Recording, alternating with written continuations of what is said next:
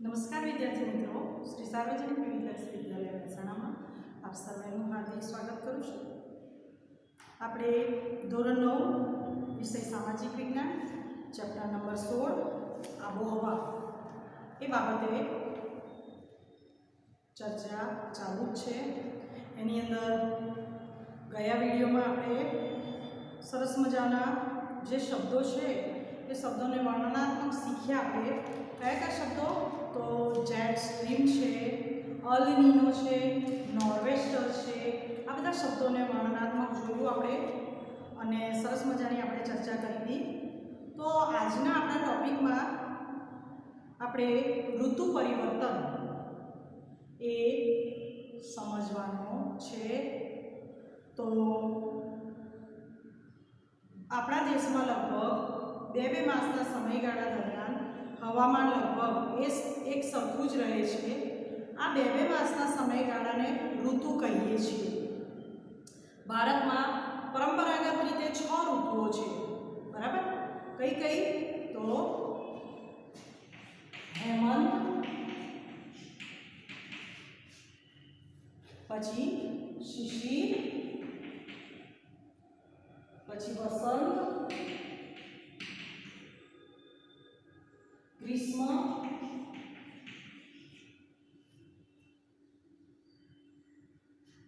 વર્ષા અને શરદ.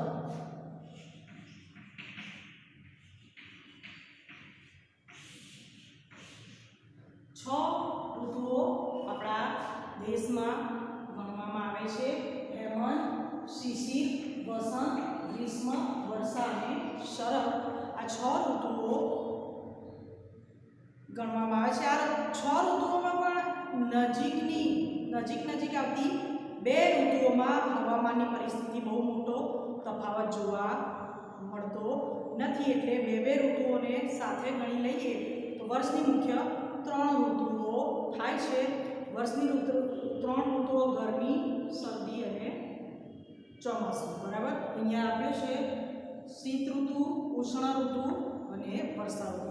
શીત ઋતુમાં ઠંડી પડે, ઉષ્ણ ઋતુમાં ગરમી પડે અને વર્ષા ઋતુમાં તો આપણને ખબર જ છે કે વરસાદ પડે. તો ભારતમાં ઋતુઓ સ્પષ્ટપણે બદલાતી અનુભવાય છે. શિયાળો બેસતા ઠંડીનો પ્રારંભ થાય છે. ઉનાળામાં ક્રમશઃ તાપમાનનો વધારો અને ઉકળાટ ને ગરમી જોવા મળે છે અને ચોમાસું બેસતા હવામાં ભેજ વધવા માંડે છે અને વરસાદ આવે છે. તો આપણે ભારત સરકારની દિલ્હી ખાતે આવેલી હવામાન ખાતાની કચેરીએ ભારતની આબોહવાના સંદર્ભમાં સમગ્ર વર્ષની 4 ઋતુઓમાં વહેંચણી કરી છે. તો કઈ 4? તો શીત ઋતુ એટલે શિયાળો, ઉષ્ણ ઋતુ એટલે ઉનાળો, વર્ષા એટલે ચોમાસું અને ચોમાસા પછીની કઈ તો નિવર્તન ઋતુ, બરાબર? નિવર્તન ઋતુ એટલે પાછા ફરતા મોસમી પવનોની ઋતુ. આપણે આ 4 ઋતુઓ શીખવાની છે. પણ પહેલાં આપણે શરૂઆતમાં ઋતુ પરિવર્તન કઈ રીતે થાય છે આ ટોપિકને આપણે ધ્યાનથી સમજીશું મિત્રો. કારણ કે આની જે અંદર જે તારીખો આવે છે એ પણ આપણે સમજવાની છે, યાદ રાખવાની છે. પરીક્ષામાં આપણને પૂછાય તો આપણે ધ્યાન રાખીશું. તો મિત્રો આપણે પહેલું જ જોયું આપણી પૃથ્વી, બરાબર? પૃથ્વીને સમજીશું તો આપણને ઋતુ પરિવર્તન છે એ સમજાશે. તો આપણે વારે આ પૃથ્વી છે આમ છે, બરાબર? સૂર્યપ્રકાશ આમ છે, સૂર્યનો પ્રકાશ એ પૃથ્વી પર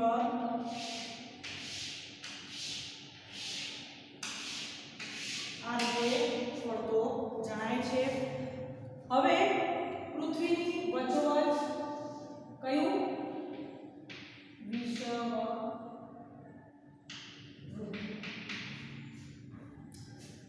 પૃથ્વીની વચ્ચોવચ મધ્ય ભાગમાં વિષુવવૃત્ત કહેવાય છે. બીજું નામ એનું મધ્યરેખા અને ત્રીજું નામ એનું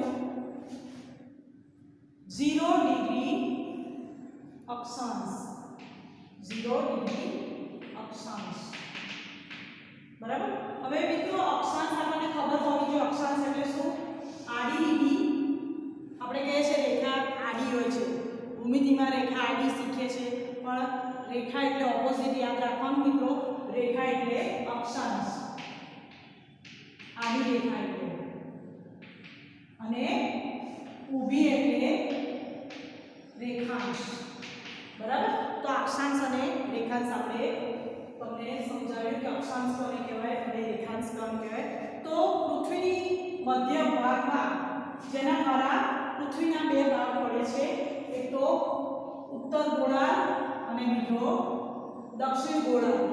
એમ પૃથ્વીના વચ્ચોવચ્ચ આ વિષુવવૃત્ત રેખા મધ્ય રેખા જેને કહેવાય, જેને 0 અક્ષાંશ રેખા કહેવાય છે, એ પૃથ્વીના મધ્ય ભાગમાંથી પસાર થાય છે. તેથી પૃથ્વીના બે ભાગ પડે છે. એમાં એનાથી ઉપર 23.5 ડિગ્રી અક્ષાંશ, બરાબર, શું આવેલું છે? કર્ક રેખા, બરાબર. અને એના નીચે 23.5 ડિગ્રી એ મકર રેખા આવેલી છે. મકર રેખા એ આવેલી છે. અને ઉત્તરને તો આપણે ઉત્તર ગોળાર્ધ અને દક્ષિણને આપણે દક્ષિણ ગોળાર્ધ કહીએ છીએ મિત્રો. તો કર્ક અને મકર ઉપર સૂર્યના કિરણો એ પડે. હવે સૂર્ય એ આખી પૃથ્વીમાં કેવી રીતે ગતિ કરે છે? તો સૂર્ય છે એના કિરણો આ 3 જ રેખા ઉપર વર્ષ દરમિયાન પડે છે. કઈ રીતે? તો પૃથ્વી સીધી નથી, આપણે જાણીએ છીએ. અને ચોપડીની અંદર આપણે જોઈશું મિત્રો કે પેજ નંબર 121 માં તમે જોયું હશે કે સૂર્યના એક કિરણ કર્કવૃત્ત પર પડે છે, બરાબર. અને ત્યારે 21 જૂન કહેવાય છે. અને બીજી સાઈડ છે પૃથ્વીનો ગોળો બતાવે છે, ત્યાં કિરણો સીધા મકરવૃત્ત પર પડે છે. તો આપણે એ સમજવાનું છે કે સૂર્ય છે એના કિરણો સીધા છે. એ સૂર્ય એ ગતિ, સૂર્યના કિરણો સૂર્ય ફરતો નથી, પૃથ્વી ફરે છે. એટલે પૃથ્વી ઉપર સૂર્યના કિરણો માત્ર આ 3 રેખા ઉપર જ પડે છે. જેથી કરીને આ 3 રેખા ઉપર જ્યારે સૂર્યના કિરણો આમ કરીને આમ હોય અને થોડા મોડાઈ પડે ત્યારે અહીંયા શિયાળો ચાલુ થાય. અહીંયા સીધો થાય છે, બરાબર. અને અહીંયા મોડાઈ થાય ત્યારે અહીંયા શિયાળો પડે. અહીંયા શિયાળો હશે ત્યારે અહીંયા શું હશે? ઉનાળો, બરાબર ને? કારણ કે અહીંયા થોડી પૃથ્વી ત્રાસી છે એટલે આ ભાગ ઉપર આવશે એટલે અહીંયા સીધા પડશે કિરણો, એટલે આ ભાગમાં ઉનાળો પડશે. અને અહીંયા સૂર્યના કિરણો ત્રાસા છે એટલે ત્રાસો પડશે. પછી પૃથ્વી ગોળ ગોળ ફરીને આવે ત્યારે પૃથ્વી આ બાજુ થઈ જાય એટલે પાછું આ બાજુ શું આવશે? ઉનાળો. અને અહીંયા શું આવશે? શિયાળો. તો પૃથ્વી પોતાની ધરી પર પણ ફરે છે અને સૂર્યની ગોળ પણ ફરે છે. અને પૃથ્વી છે એ પોતાની ધરીથી થોડી સીધી નથી, નમેલી છે અને 90 અંશનો ખૂણો બનાવે છે. તો નમેલી છે એ પૃથ્વી આપણે ધ્યાન રાખીશું. અને 66 ડિગ્રીએ તે નમેલી છે. તો ઋતુ પરિવર્તન છે એને સમજવા આપણે આ સમજ્યા કે આ 3 જે રેખા છે અહીં તો સીધા જ કિરણો પડે છે પૃથ્વી પર, બરાબર. પણ પૃથ્વીનો ગોળો નમેલો છે અને નમેલો છે ને પૃથ્વી આમ હોય તો અહીંયા ઉનાળો નહીં શિયાળો આમ થાય તો અહીંયા ઉનાળો નહીં શિયાળો આમ થાય તો પછી આમ થાય તો, બરાબર. એ રીતે આપણે જોઈએ છીએ. તમને સમજાવવાનો પ્રયત્ન કરું છું હું કે જેમ બને એમ તમે વ્યવસ્થિત રીતે સમજો. તો ઋતુ પરિવર્તન એટલે મોસમના બદલાવને આપણે ઋતુ પરિવર્તન કહે છે. મુખ્ય 3 ઋતુઓ ગણી છે આપણી: ગરમી, શરદી અને જે ચોમાસું કહેવાય છે, બરાબર. તો આ પૃથ્વીની જે ગતિ છે એ શાના આધારે થાય છે? તો પૃથ્વી બે કારણોથી એની ગતિ થાય છે. કઈ રીતે? કે એક તો સૂર્યની ચારે બાજુ પરિક્રમણ કરે છે પૃથ્વી, અને બીજું પૃથ્વીનું નમન ઝુકાવ 66.5 અંશ ખૂણે પોતાની ધરી પર ફરતી રહે છે.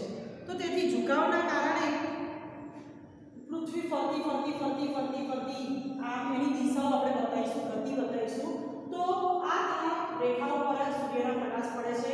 આ 3 લોકો હંમેશા ત્રાંસા જ પડે છે, માટે અહીંયા હંમેશા બરફ રહે છે, અહીંયા પણ બરફ રહે છે. પરંતુ જ્યારે પૃથ્વી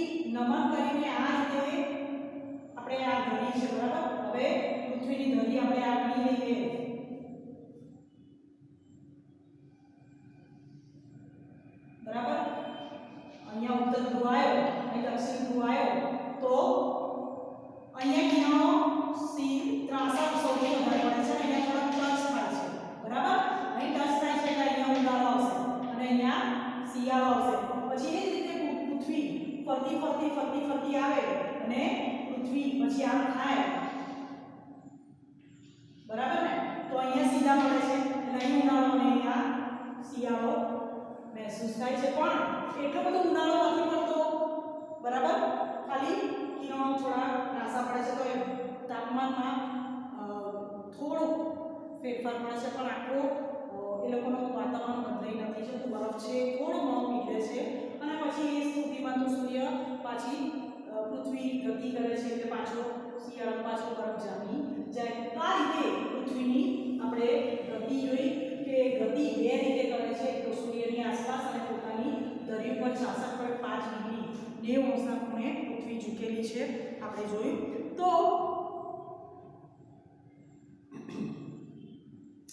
આ ઉત્તર અને દક્ષિણ ધ્રુવ છે એ પૃથ્વીની પરિક્રમણની 4 સ્થિતિમાં આપણને જોવા મળે છે.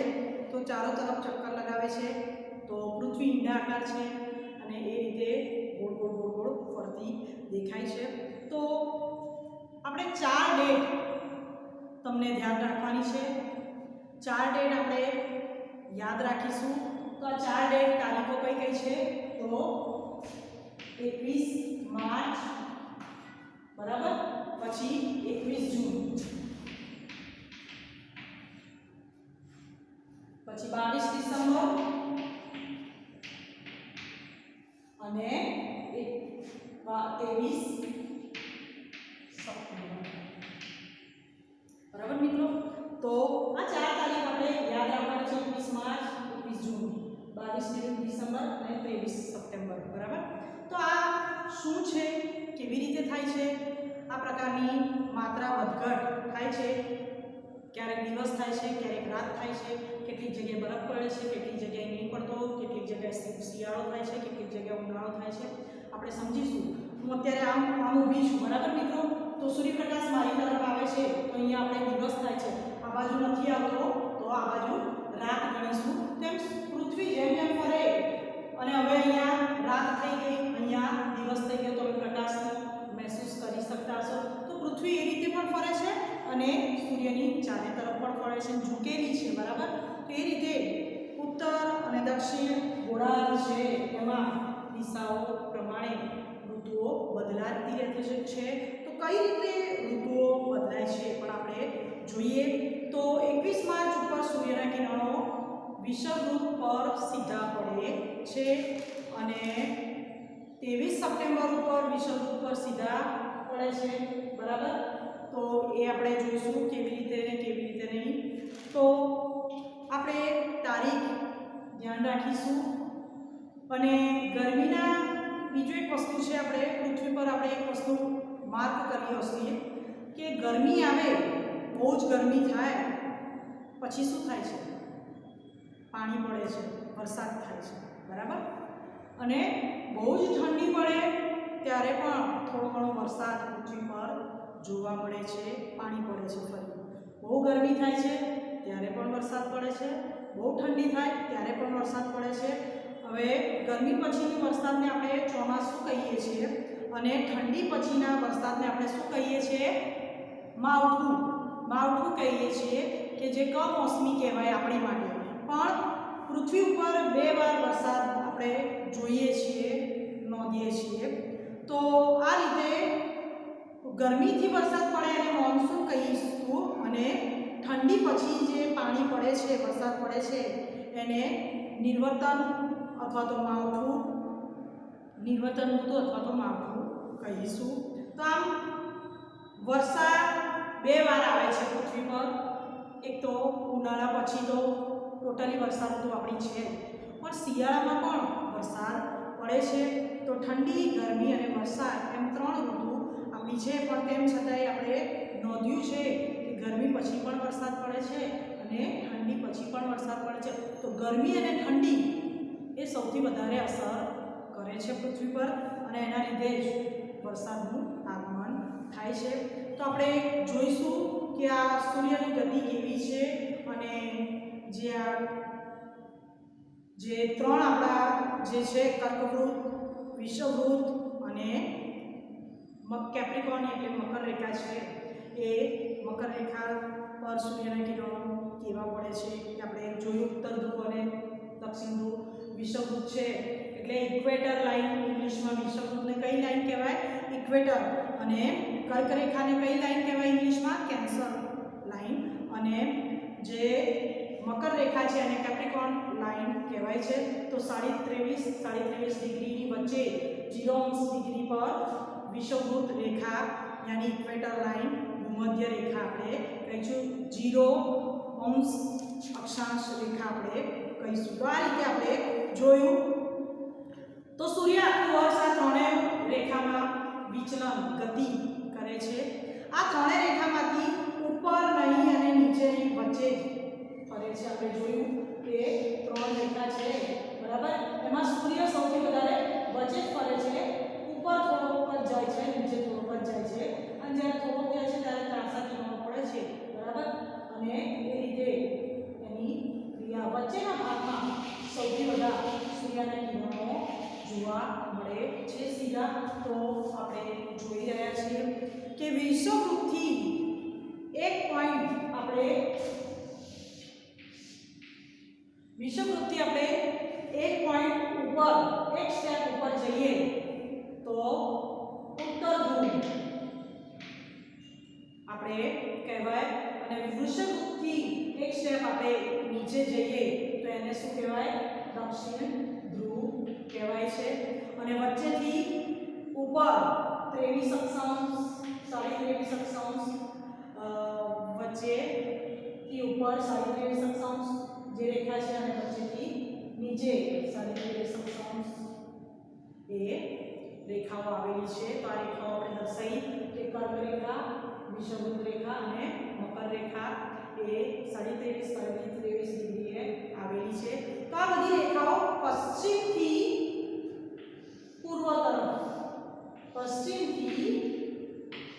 તરફ જ ખેંચી છે તો એ અક્ષાંશ રેખા કહેવાય છે લેટિટ્યુડ જેને કહેવાય છે બરાબર અક્ષાંશ રેખા પશ્ચિમથી પૂર્વ સુધી આપણે ખેંચી છે લેટિટ્યુડ જેને કહેવાય તો આ પશ્ચિમથી પૂર્વ સુધી જ કેમ ખેંચી છે આપણે આગલા વિડિયોમાં પણ તમને કીધું હતું કે પૃથ્વી છે એ આમ ફરે છે નહીં કે આમ ફરે છે બરાબર તો રેખાઓ પણ આ રીતનું જ દિશા કરશે અને એ રીતે પૃથ્વી પોતાની ધરી પર આ રીતે ફરે છે બરાબર ને તો પશ્ચિમથી પૂર્વ સુધી ફરે છે આ રેખાઓ અને રેખાઓ એ ખેંચેલી હોય છે જે રેખા જે ઊભી દોરું તે રેખા રેખાંશ કહેવાય અને આડી દોરી છે એને શું કહેવાય અક્ષાંશ કહેવાય તો આ આપણે જોયું મિત્રો તો હવે પૃથ્વીનો ઋતુ પરિવર્તન આપણે જોવાનું છે તો આપણે આ 4 તારીખ યાદ રાખીશું કે 4 તારીખ કઈ રીતે બદલાય છે એ આપણે જોઈશું મિત્રો તો આ પૃથ્વી પોતે છે અને વચ્ચેથી શું પસાર થાય છે મિત્રો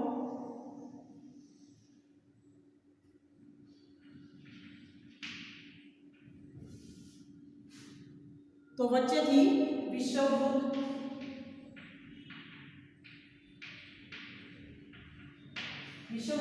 પસાર થાય છે અને આપણે ઉપર 23.5 ડિગ્રી બરાબર એ કર્ક રેખા બરાબર કર્ક રેખા જેને આપણે કેન્સર લાઈન કહીશું વિષુવવૃત્તને આપણે ઇક્વેટર લાઈન ઇક્વેટર એટલે ઇક્વલ એટલે વચ્ચે બરાબર તો અને આ છે એ શું થશે મકર બરાબર મકર એટલે કેપ્રિકોર્ન 23.5 ડિગ્રી પણ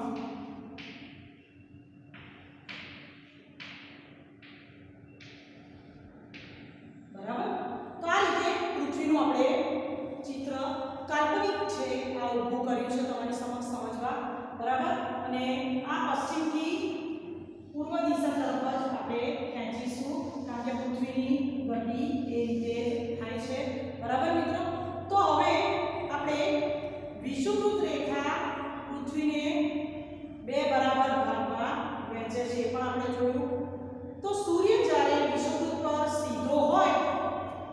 બાકીની બંને લાઈનોમાં શું થાય? બાકીની બંને લાઈનમાં દિવસ બરાબર થઈ જશે. બરાબર. તો પહેલું આપણે 21 માર્ચ તારીખ લઈએ. 21 માર્ચ તારીખ લઈએ. 21 માર્ચ સૂર્ય અહીંયા હશે, પછી ક્યાં જશે? આ રીતે જશે. બરાબર. પછી કર્કરેખા પરથી સૂર્ય ફરશે, પછી ક્યાં જશે? પાછો ક્યાં આવશે? વિષુવવૃત્ત રેખા પર. ત્યાં પાછો આવશે એટલે 23 સપ્ટેમ્બરે પાછો આ જ રેખા ઉપર સૂર્ય આવે છે. બરાબર. પછી ક્યાં આવશે? 21 જૂન. અહીંયા 21 જૂન સૂર્ય આવશે. તો આ રીતે સૂર્ય 21 માર્ચ પછી અહીંથી 21 જૂન એ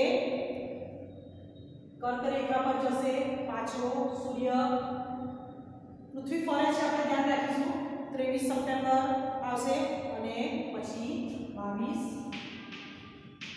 ડિસેમ્બર અહીંથી આ રીતે આવશે. તો પૃથ્વી જે ફરે છે એ પ્રમાણે આ લીટીઓ બદલાય છે. આપણે ચોપડીમાં જો 121 ના પેજ નંબર પર આપણે લીટીઓ બદલાય છે આપણે જોયું છે. એક બાજુ અંધારું દેખાય છે, ત્યાં રાત છે, અજવાળું દેખાય છે, ત્યાં દિવસ છે. આ બાજુની ડાબી સાઈડની જે લીટી છે એ કર્કવૃત ઉપર સીધા કિરણો પડે છે સૂર્યના. બરાબર. તો કર્કવૃત ઉપર ઉનાળો ચાલશે, મકરવૃત ઉપર શું ચાલશે મિત્રો? શિયાળો ચાલશે 21 જૂને. બરાબર. અને જમણી સાઈડ આપણે જોઈશું મિત્રો, ચિત્રને ધારીને આપણે જોઈશું તો સૂર્યના સીધા કિરણો મકરવૃત પર પડે છે. તો મકરવૃત પર શું થશે? ઉનાળો થશે. અને શિયાળો ક્યાં થશે? કર્કવૃત પર. હવે જો અંધારું જમણી સાઈડ છે, ડાબી સાઈડ અજવાળું છે. બરાબર. તો એ રીતે પૃથ્વીનો ઉપર નીચે ભાગમાં પણ બદલાવ જોવા મળે છે અને આ બે ભાગમાં પણ બદલાવ જોવા મળે છે. તો સૂર્ય આ રીતે ફરે છે એમ તારીખો પણ બદલાય છે અને એના કારણે જે ભાગમાં સૂર્ય હશે તો એ ભાગમાં અજવાળું, જે ભાગમાં નહીં હોય એ ભાગમાં અંધારું રહેશે. તો સૂર્ય જ્યારે વિષુવવૃત્ત પર સીધો હોય તો બાકીની બંને લાઈનોમાં રાત અને દિવસ બરાબર થઈ જાય છે. સૂર્ય જ્યારે અહીંયા સીધો હોય ત્યારે બાકીની બંને લાઈનમાં રાત અને દિવસ બરાબર થઈ જશે. તો ટેમ્પરેચર પણ શું થઈ જશે? બંને લાઈનમાં બરાબર થઈ જશે. મતલબ કે ના ઉત્તર તરફ ઉત્તર ધ્રુવ ના દક્ષિણ ધ્રુવ કોઈ ફેરફાર થતો નથી આ બે લાઈનમાં. બરાબર. તો પૂરી દુનિયામાં એક સમાન ઠંડી, એક સમાન ગરમી, એક સમાન તાપમાન ઇક્વલ રહે છે. ક્યારે? 21 માર્ચ. 21 માર્ચ જ્યારે સૂર્યના કિરણો એ સીધા પડે છે આ લાઈનમાં. બરાબર. ત્યારે આ બંને લાઈનમાં એક સમાન લાઈનમાં રાત અને દિવસ બરાબર થઈ જશે. ટેમ્પરેચર પણ બરાબર. મતલબ કે પૂરી દુનિયામાં એક સમાન સમય, એક સમાન ઠંડી ગરમી, એક સમાન તાપમાન ઇક્વલ 21 માર્ચ જે થઈ જશે. રાત અને દિવસ બરાબર રહેશે અને બંને ગોળાર્ધ પર કોઈ પણ વેધર હોય તે સમાન રહેશે. બંને ગોળાર્ધ, ઉત્તર ગોળાર્ધ અને દક્ષિણ ગોળાર્ધ વેધર છે એ સમાન રહેશે. તો 21 માર્ચ હટાવીને આપણે 21 માર્ચ તારીખ હટાવીને એની અંદર આપણે 3 મહિના એડ કરીએ તો માર્ચ હટી ગયો. માર્ચ પછી શું થશે? કયો મહિનો આવશે? એપ્રિલ. આ માર્ચ હટાવી દીધો. બરાબર. માર્ચ પછી 3 મહિના એડ કરવાના છે તો માર્ચને મેં હટાવી દીધો. એપ્રિલ, મે અને જૂન. બરાબર. તો જૂન આવશે. હંમેશા એક વસ્તુ યાદ રાખવાનું, જે સ્થિતિ છે એનેથી 3 મહિના, એક મહિનો હટાવીને 3 મહિના એડ કરવાના. બરાબર. તો 21 માર્ચ હટાવીને એની અંદર 3 મહિના એડ કરીએ. બરાબર. તો 21 જૂન એ સૂર્ય ક્યાં હશે? તો કર્ક રેખા પર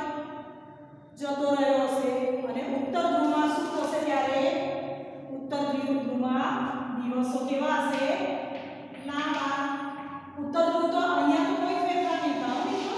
આપણે લખાણ નાખ્યું છે પણ આ બાજુ લાંબા દિવસો થશે, બરાબર ને? અને લાંબા દિવસો થશે જ્યાં સૂર્ય નથી ત્યાં શું થશે? તો દિવસો ટૂંકા થશે, હે ને? તો આ બાજુ સૂર્ય જે છે એ 21 જૂને સૂર્ય એ કર્ક રેખા પર આવશે અને ઉત્તર ધ્રુવમાં શું થશે? દિવસો લાંબા થશે. જ્યાં સૂર્ય નથી ત્યાં દિવસો ટૂંકા જોવા મળે છે અને જ્યાં સૂર્ય હોય છે ત્યાં રાત ટૂંકી જોવા મળે છે. અને જ્યાં સૂર્ય નથી ત્યાં રાત લાંબી જોવા મળે છે મિત્રો, બરાબર ને? આપણે સમજીએ તો હવે તાપમાન વધારે થાય છે કર્ક ઋતુમાં કે ઘટે છે? તો તાપમાન વધારે થાય છે. અહીંયા સૂર્યના કિરણો સીધા હશે તો તાપમાન માં વધારો થશે, બરાબર ને? તાપમાનમાં વધારો થઈ જાય છે. અને મોસમ કયો આવશે અહીંયા? તો મોસમ આ જગ્યાએ ગરમીનો આવશે, બરાબર ને? તો ગરમીનો મોસમ તાપમાન વધવાથી ગરમીનો વધારો થશે. હવે જૂન હટાવી દઈએ, જૂન હટાવીને બાકી 3 મહિના એડ કરીએ તો જૂન હટાવી દઈએ તો જુલાઈ, ઓગસ્ટ અને સપ્ટેમ્બર. તો સૂર્ય ફરી પૃથ્વી ફરતી ફરતી પાછી આ રેખા પર સૂર્યના કિરણો આવશે, બરાબર? હવે જૂન હટાવીએ, અંદર 3 મહિના એડ કરીએ તો કયો આવશે? જૂન, જુલાઈ અને ઓગસ્ટ. ઓગસ્ટ તો જૂન, જુલાઈ, ઓગસ્ટ અને સપ્ટેમ્બર, બરાબર છે? 23 સપ્ટેમ્બર. 3 મહિના હટાવી દઈએ, જૂન, જુલાઈ, ઓગસ્ટ અને સપ્ટેમ્બર. તો સપ્ટેમ્બર મહિનામાં 23 સપ્ટેમ્બર સૂર્ય પાછો વિષુવવૃત્ત પર રેખા ઉપર આવે છે. તો પ્રશ્ન આવે છે કે પૃથ્વી ઉપર રાત અને દિવસ બરાબર ક્યારે થાય છે? પૃથ્વી ઉપર રાત અને દિવસ બરાબર ક્યારે થાય છે? તો તમે શું જવાબ આપશો? તો રાત અને દિવસ પૃથ્વી ઉપર પૂરા વિશ્વમાં 21 માર્ચ અને 23 સપ્ટેમ્બર ઉપર થશે.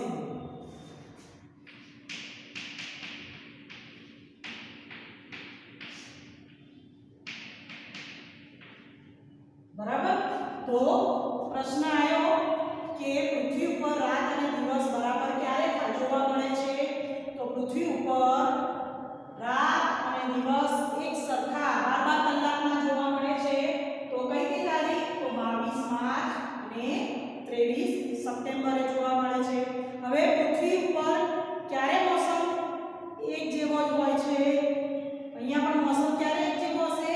તો 21 માર્ચ 23 સપ્ટેમ્બર ઉપર એક સમાન મોસમ હશે, બરાબર?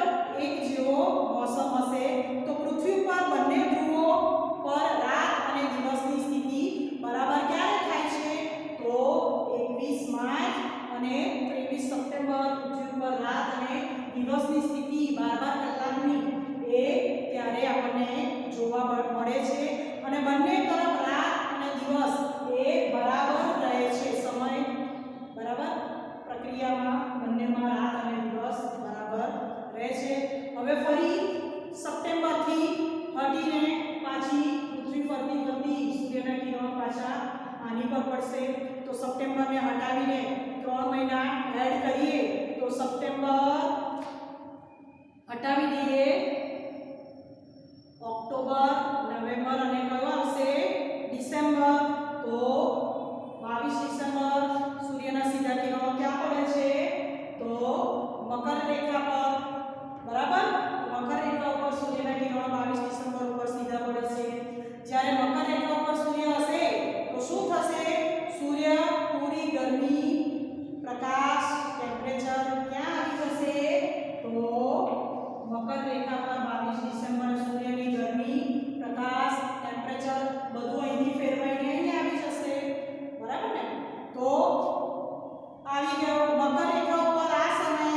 દક્ષિણ ધ્રુવ પર દિવસો કેવા હશે? લાંબા. બરાબર ને? મકર રેખા ઉપર સૂર્ય આવે, બરાબર. આપણે આનું જોયું છે, હવે આનું જોઈશું. દિવસો લાંબા થશે. જ્યાં સૂર્ય આવે ત્યાં દિવસો હંમેશા લાંબા અને ઋતુ કઈ આવશે? ગરમીની આવશે. યાદ રાખીશું આપણે. તો ગરમી, સૂર્યપ્રકાશ, ટેમ્પરેચર બદલાઈને અહીંયા આવી જશે. દિવસો અહીંયા કેવા થશે? લાંબા થશે. બરાબર. અને આ દિવસો લાંબા થશે એટલે રાત કેવી થશે? અહીંયા ટૂંકી થશે. ટૂંકી જોવા મળી. હવે રાત ટૂંકી થાય તો તાપમાન વધારે હશે. બરાબર. તો તાપમાનમાં પણ વધારો. તાપમાનમાં વધારો થાય એટલે શું થાય? ગરમી થાય.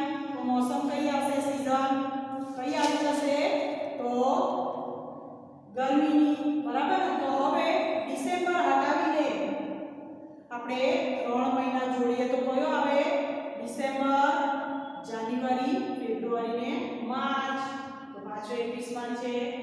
સૂર્યના કિરણો સીધા આ રેખા પર પડશે. બરાબર ને?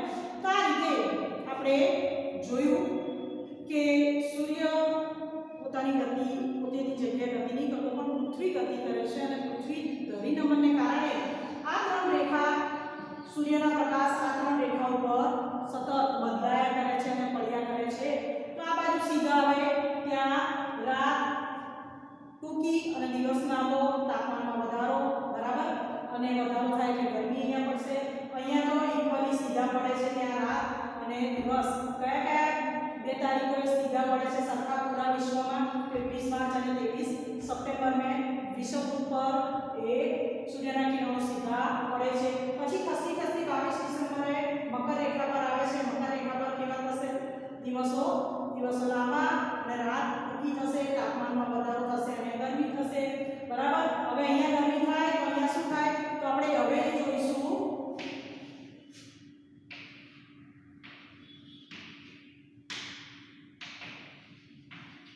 બરાબર. તો આ રીતે આપણે સૂર્યના ગતિ જોઈ, પૃથ્વીની ગતિ જોઈ. સૂર્યના 3 કિરણો છે, સૂર્યના કિરણો છે આ 3 રેખા ઉપર જ પડે છે. બરાબર. 3 રેખા પર સૂર્યના કિરણો આખા વર્ષ દરમિયાન પડે છે. તો હવે પ્રશ્ન કરું કે 22 ડિસેમ્બરે સૂર્યના કિરણો મકર પર છે તો ત્યાં ગરમી છે, તો ઉત્તર ધ્રુવમાં શું થશે? બરાબર ને?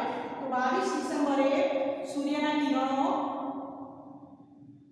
મકર રેખા પર છે તો ત્યાં ગરમી છે, તો ઉત્તર ધ્રુવમાં શું થશે?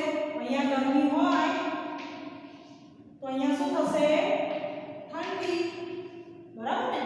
તો દક્ષિણ ધ્રુવમાં એ સૂર્ય ઉત્તર તરફ નથી જતો એટલે ત્યાં ઠંડી પડે છે. તો સૂર્યના કિરણો અહીંયા સીધા પડે તો અહીંયા ગરમી, તો અહીંયા ઠંડી. અને જ્યારે સૂર્યના કિરણો ઉત્તર ધ્રુવમાં હશે, બરાબર, તો 21 જૂન તો દક્ષિણે જૂના દિવસો કેવા હશે? અહીંયા ગરમી હશે તો અહીંયા ઠંડી હશે. બરાબર. એ બંનેમાં તફાવત જોવા મળે છે. તો 22 ડિસેમ્બરે સૌથી મોટો દિવસ દક્ષિણ ધ્રુવમાં 22 ડિસેમ્બરનો સૌથી મોટો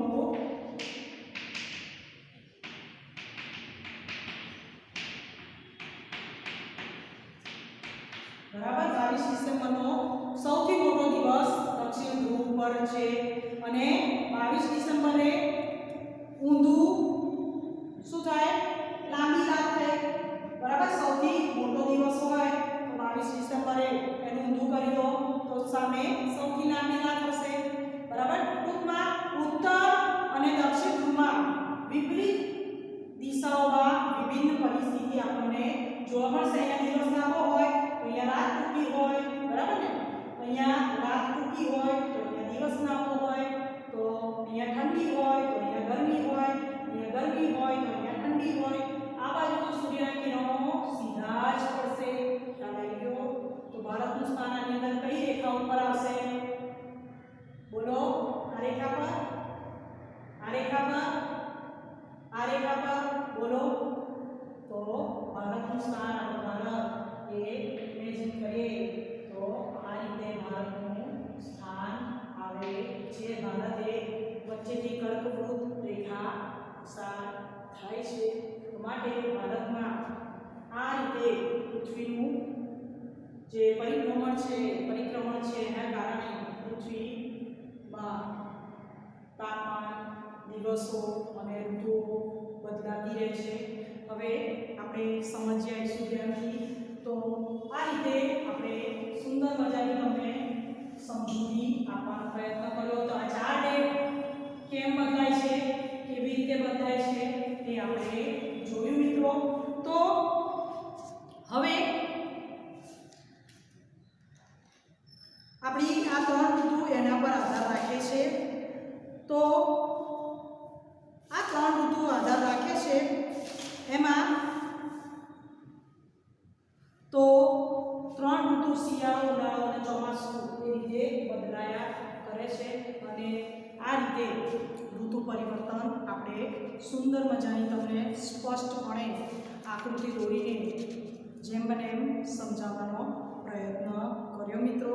તો તમે સરસ મજાનું ઋતુ પરિવર્તન સરસ મજાનું તમે સમજ્યા.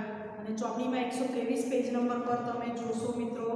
123 પેજ નંબર પર 16.2 ભારતનું ઋતુચક્ર આપણે તમે પ્રાઇમરીમાં પણ શીખી ગયા હશો. ઋતુચક્ર ઋતુની ડિસેમ્બર, જાન્યુઆરી, બરાબર, ફેબ્રુઆરી, માર્ચ, એપ્રિલ, મે, જૂન, જુલાઈ, ઓગસ્ટ, સપ્ટેમ્બર. તો આ રીતે શિયાળો, ઉનાળો, ચોમાસું. તો ત્રણ ઋતુ એક મહિનો બાદ કરીને 3 મહિના એડ કરીએ તો 4 4 8 4 તેની 12, બરાબર ને. 12 મહિના છે તો 4 મહિના એક ઋતુ આપણી રહે છે. અને જે વધારાની છે તો એને 3 મહિના આપણે ગણીએ તો વધારાની ઋતુ છે નિર્વર્તન પાછા ફરતા પવનો. તો 3 3 નું 6 તો તે 9, એમાં 3 ઋતુ રહે છે અને બીજી ઋતુ પાછા ફરતા મોસમી પવનોની છે. તો એમાં 3 મહિના આપણે ગણતરી કરીશું. તો આ રીતે ઋતુચક્ર તમે સહેજ ધ્યાનથી જોજો. પરીક્ષામાં ઋતુચક્રની આકૃતિ દોરી સમજૂતી આપો એ પણ પ્રશ્ન પૂછાય છે. તો આ ઋતુચક્ર છે તમારે સરસ મજાનું તૈયાર કરી દેવું પડશે. એની ફિગર છે, એની આકૃતિ છે, સુંદર મજાની તમે દોરી દેશો. તો હવે પછી આપણે ઋતુ પ્રમાણે ચર્ચા કરીશું. એમાં શિયાળો સૌથી પહેલી ચર્ચા કરીશું. ધન્યવાદ. અસ્તુ. જય હિન્દ.